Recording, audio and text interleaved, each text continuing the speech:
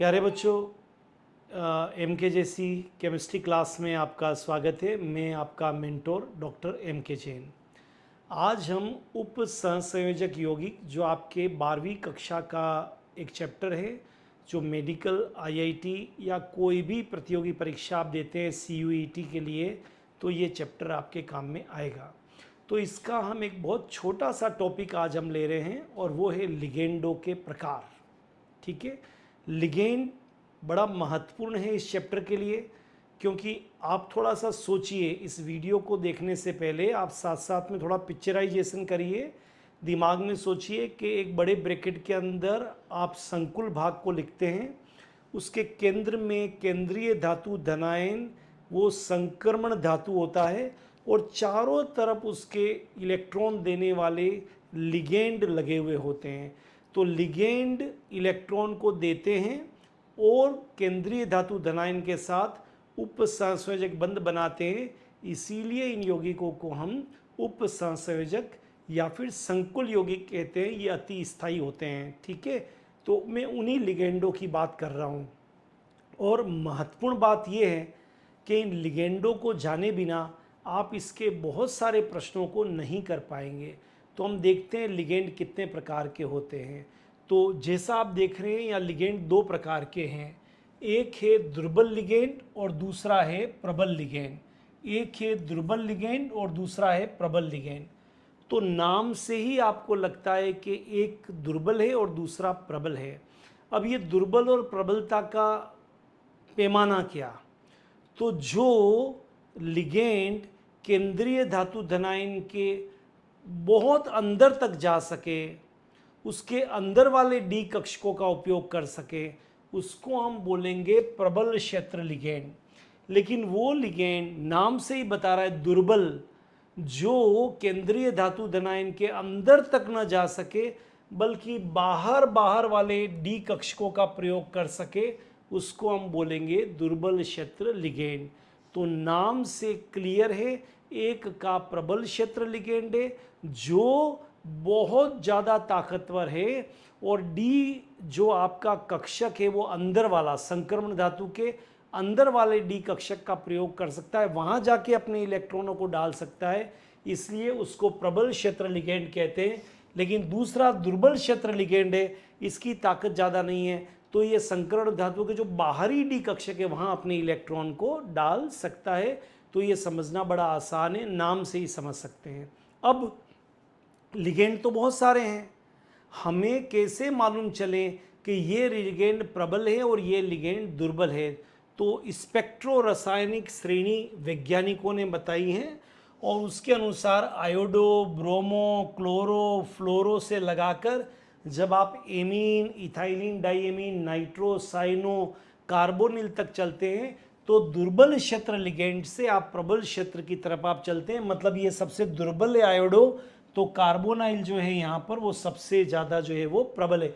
मतलब इस श्रेणी में जब आप लेफ्ट से आप राइट की तरफ जाएंगे तो आपको ये मान के चलना है कि प्रबलता बढ़ रही है। ठीक है, लेकिन हम फिर पक्का करना चाहते हैं और एक ट्रिक आपको देते हैं जिससे आपको याद करने में और आसानी होगी, और इसके अलावा भी कोई अगर आ जाए तो आप प्रबल और दुर्बल लिगेंड में उसको आप वर्गीकृत कर पाएंगे।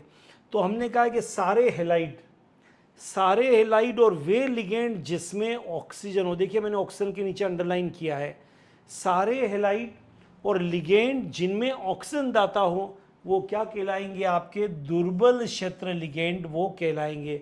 आयोडो, ब्रोमो, क्लोरो, फ्लोरो, हाइड्रोक्सो, एक्वा, ये सब आपके दुर्बल क्षेत्र लिगेंड है। तो दुर्बल क्षेत्र लिगेंड के लिए क्या फॉर्मूला हुआ? सारे हेलाइड्स, फ्लोरो, क्लोरो, ब्रोमो, आयोडो, सारे हेलाइड।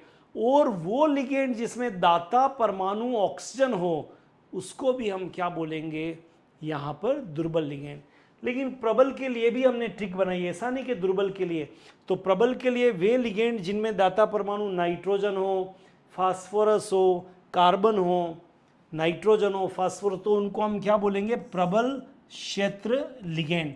देखिए इसमें नाइट्रोजन है, इथाइलिन डाइएमीन में कार्बन है, इसमें भी कार्बन है, इसमें भी कार्बन है, इसमें नाइट्रोजन है। तो नाइट्रोजन कार्बन ऐसे रखने वाले जो हैं उनको हम बोलेंगे, क्या बोलिए, प्रबल लिगेंड कहेंगे या प्रबल क्षेत्र लिगेंड कहेंगे। तो ये भी एक ट्रिक हुई जिससे आसानी से आप बता पाएंगे कि प्रबल है या दुर्बल है।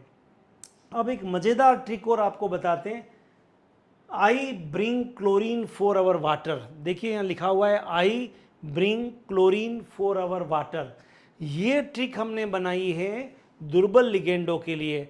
आई means iodo, bring means bromo, याद आएगा। क्लोरीन मीन्स ट्रिक इसीलिए होती है कि समय पे काम आ जाए। Chlorine, for means fluoro, our hydroxide, hydroxo और वाटर। लेकिन ऐसे ही ट्रिक हमने प्रबल के लिए, nice engineers need clever coordination. Nice ammonia amine, engineers ethylene diamine. Engineers की स्पेलिंग से ईएन आती है कि need nitro, clever cyano cyanido, coordination carbonyl. तो इस ट्रिक से भी आप पता कर सकते हैं। तो एक बार बोल के देख लीजिए मेरे साथ। I bring chlorine for our water, और इधर nice engineers need clever coordination. तो आपको याद करने में बहुत आसानी रहेगी। ठीक है, अब एक लास्ट मज़ेदार काम करते हैं जो एक बड़े प्रश्न की तरफ आपको ले जाता है कि अगर मान लीजिए किसी के अंदर वीक लिगेंड हो तो कैसे संकुल बनेंगे। तो अगर किसी के अंदर वीक लिगेंड हो तो बाहरी संकुल बनेंगे जिनका चक्रण उच्च होगा, इसलिए उनको उच्च चक्रण संकुल बोलेंगे। और जिनमें लिगेंड अगर प्रबल होंगे तो वो आंतरिक संकुल बनाएंगे क्योंकि अंदर तक जाते हैं, और अल्प चक्रण संकुल बनाएंगे। उसको क्या बनाएंगे, अल्प चक्रण। पर अब मैं थोड़ा सा इसको समझाता हूँ कैसे। और इसको समझने के लिए मज़ेदार तरीका ये है कि आप अपने आप को दो स्थिति में मानिए। एक स्थिति में आप अपने पिताजी के साथ, पापा मम्मी के साथ में अपने घर पर रह रहे हैं। आप सोचिए जब आप पापा मम्मी के साथ घर में रह रहे हैं तो आपके पास कोई समस्या नहीं, आप प्रबल हैं। लेकिन इसके साथ साथ आप प्रबल हैं, मम्मी पापा के बहुत पास है इसलिए आंतरिक संकुल है, बहुत निकट है इसलिए आंतरिक संकुल। लेकिन क्योंकि आप मम्मी पापा के साथ हैं इसलिए आप डिसिप्लिन, टाइम से घर आते हैं, टाइम से घर से जाते हैं। आपके सारे चीज़ों पर, आपके मोबाइल पे मम्मी पापा का कंट्रोल है इसलिए अल्प चक्रण।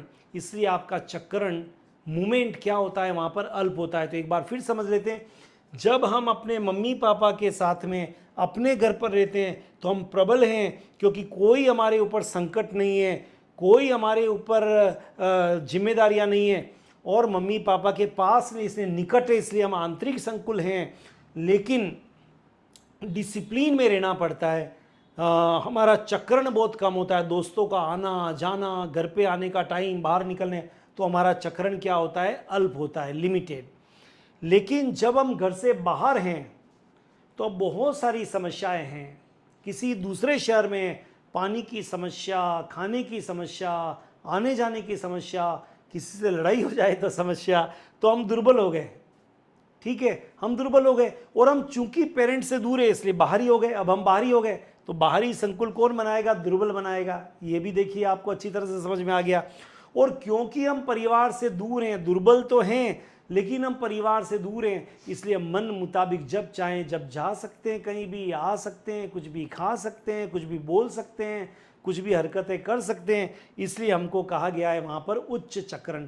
तो ये दोनों चीज़ें आपको ध्यान, वहाँ चक्रण हमारा ज़्यादा होता है जहाँ हम दुर्बल हैं, मम्मी पापा से दूर हैं इसलिए बाहरी संकुल हैं।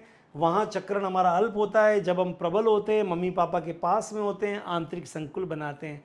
आशा करता हूँ बच्चों ये मज़ेदार वीडियो आपको पसंद आया होगा, और अगर आपको अच्छा लगे तो आप अपने दोस्तों को भी बता सकते हैं।